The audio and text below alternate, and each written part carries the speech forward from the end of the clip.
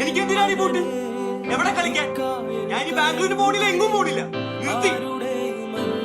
അപ്പം തന്നെ കാരണം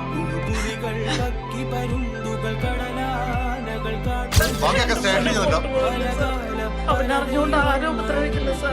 അവന്റെ കല്യാണം കഴിഞ്ഞിട്ട് 5 ദിവസമായിട്ടുള്ളൂ. അതൊക്കെ കോടതി പറഞ്ഞാൽ മതി.